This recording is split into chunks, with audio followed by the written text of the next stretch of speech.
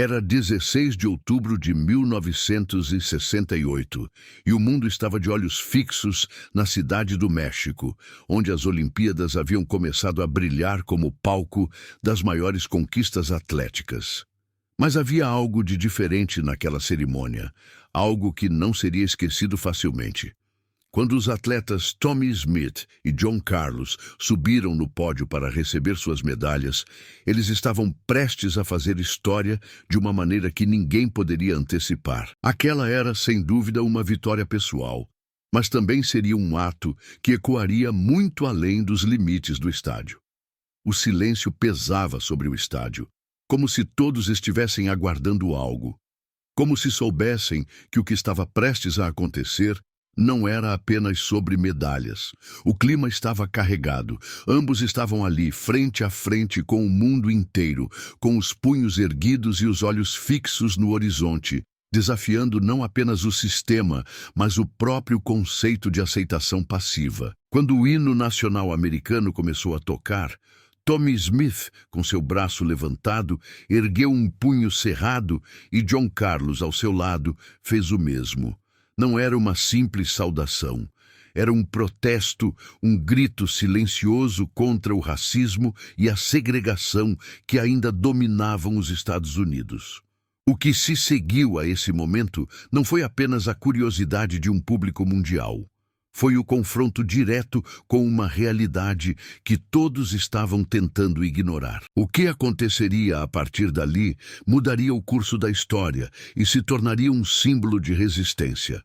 Mas qual seria o impacto desse gesto? O que ele significava para os dois atletas e para a nação como um todo? O que estava acontecendo ali, naquele momento, não era apenas um gesto isolado. Era o reflexo de uma luta silenciosa, de uma revolta contra um sistema que, apesar de estar em pleno século XX, ainda mantinha as cicatrizes da segregação racial em cada esquina dos Estados Unidos. Tommie Smith e John Carlos estavam se tornando símbolos não apenas de atletas excepcionais, mas de indivíduos que, em um ato simples e direto, estavam colocando suas vidas e carreiras em risco para lutar contra a injustiça. A postura deles no pódio não era um simples protesto contra uma política ou uma decisão. Era um manifesto contra séculos de opressão, contra a violência racial, contra a discriminação que ainda estava presente nos Estados Unidos como uma ferida aberta. Eles não estavam apenas levantando os punhos, estavam levantando as vozes daqueles que, como eles, não tinham um palco tão visível para fazer ouvir sua luta. E o que estava sendo transmitido para o mundo era uma mensagem clara. A luta contra o racismo não poderia ser ignorada.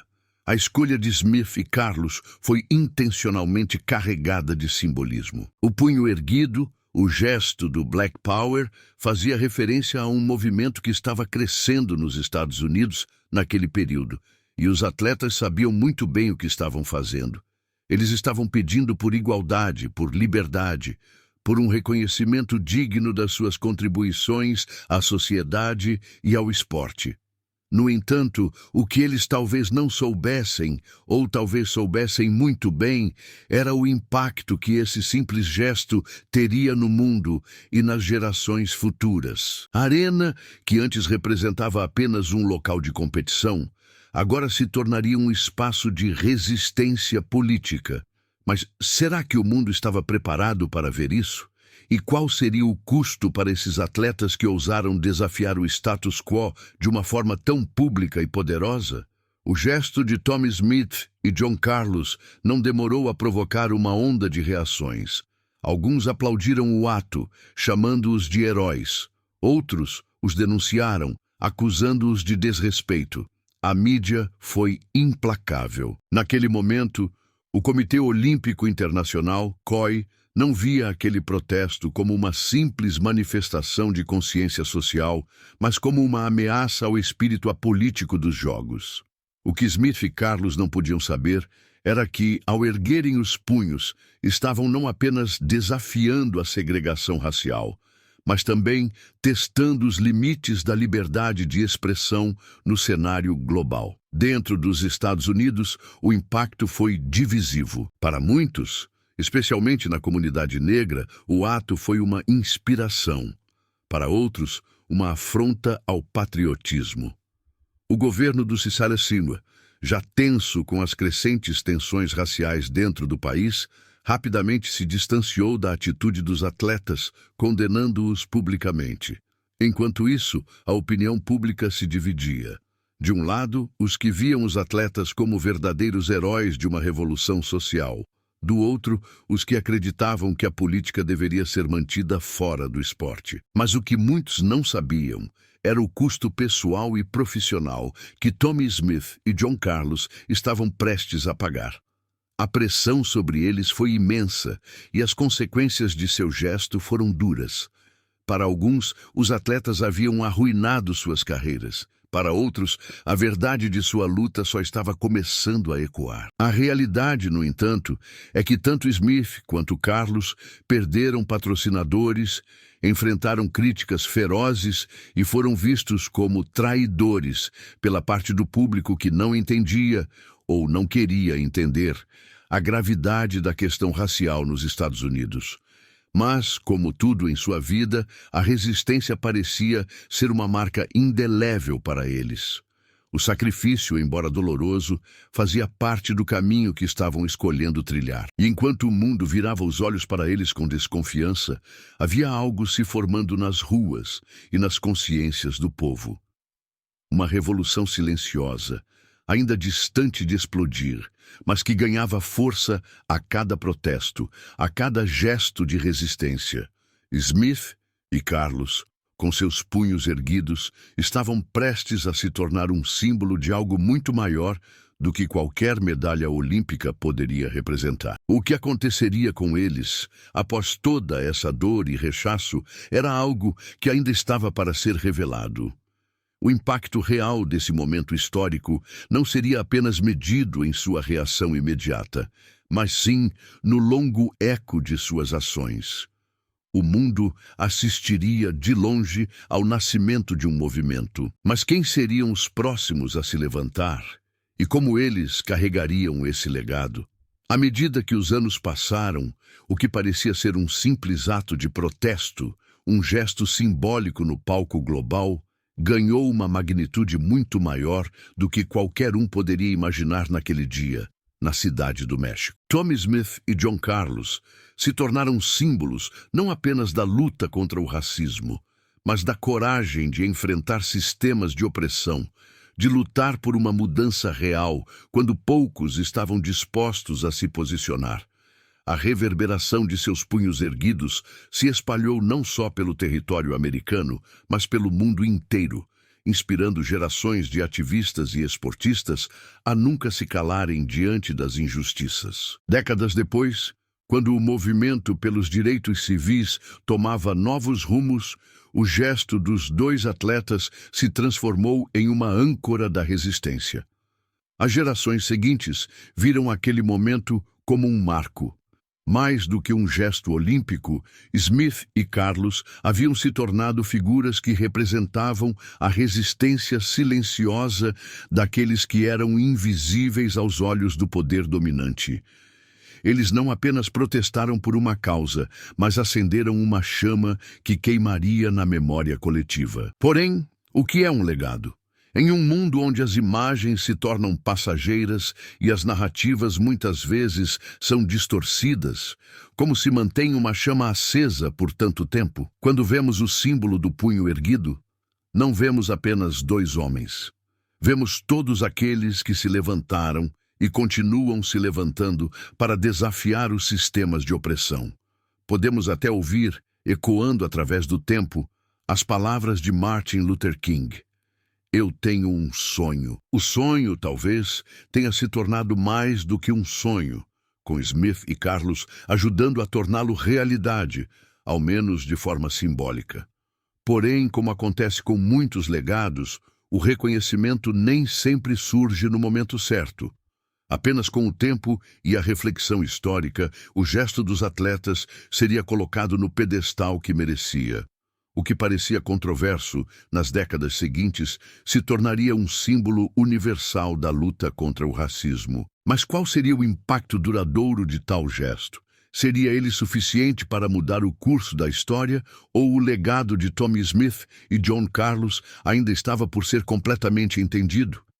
Em um momento como o de Smith e Carlos, em 1968, o silêncio falava mais do que 1000 palavras.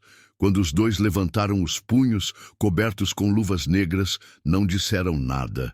Não foi necessário. O gesto foi uma expressão poderosa, um ato de coragem e protesto diante de um mundo que constantemente silenciava as vozes dos marginalizados. Mas o que o silêncio significava naquele exato momento? O silêncio, muitas vezes, carrega consigo um peso imenso, uma carga histórica que transcende qualquer discurso. A ausência de palavras naquele palco olímpico foi, na verdade, um manifesto. A ausência de gritos, de discursos inflamados, de palavras de revolta, mostrou que a resistência não precisa de barulho para ser ouvida. Ela pode se manifestar através da quietude, do olhar firme, da postura ereta, de um punho erguido em resposta ao sofrimento coletivo de uma raça inteira. O silêncio deles ecoava de maneira tão forte quanto qualquer grito em uma praça pública. Mas, por outro lado, esse silêncio não foi simplesmente uma ausência, foi uma construção, uma linguagem própria. E o que se sabe sobre o peso do silêncio? O que ele é capaz de carregar, de significar, de transformar? Será que o impacto do gesto de Smith e Carlos foi, em sua essência, ainda mais potente justamente pela ausência de palavras? Se o ato foi silencioso, o que ele gerou em termos de reflexão e entendimento? Quantos, naquele momento, realmente compreenderam o significado profundo daquelas mãos erguidas? O que aconteceria se o silêncio não tivesse sido respeitado naquele dia? O que talvez tivesse sido dito, e talvez, de forma contraditória, não tivesse sido tão impactante quanto aquele simples gesto. Mas a pergunta que persiste é: qual o verdadeiro custo do silêncio? O protesto silencioso de Tommie Smith e John Carlos nas Olimpíadas de 1968 não foi apenas um ato de resistência. Foi um marco histórico que reverberou por décadas, mostrando ao mundo que a luta contra a segregação racial não se dá apenas nas palavras, mas também nas ações, e que um único gesto carregado de significado pode ser mais poderoso do que 1000 discursos. Aqueles punhos erguidos em silêncio se tornaram um símbolo global de coragem, de resistência e de dignidade diante da opressão. Eles não precisaram gritar para serem ouvidos. O peso de seus gestos ecoou mais alto do que qualquer palavra poderia ter feito naquele momento. E ainda hoje, quando olhamos para o passado, vemos que, por mais que o tempo tenha passado, o que eles representaram não se apaga. Cada dia que passa, a força de sua atitude só se intensifica, reafirmando que a luta pela igualdade e pelos direitos humanos é atemporal. O ato de Smith e Carlos lembra a todos nós que a verdadeira mudança muitas vezes começa no silêncio, quando escolhemos não nos calar diante da injustiça. O gesto deles foi um lembrete de que a resistência não tem uma única forma, e muitas vezes é na quietude que se encontra a mais profunda revolução. E enquanto essa história for contada, o silêncio de 1968 ainda gritará por justiça, ainda clamará por igualdade e continuará a inspirar gerações a desafiar o status quo.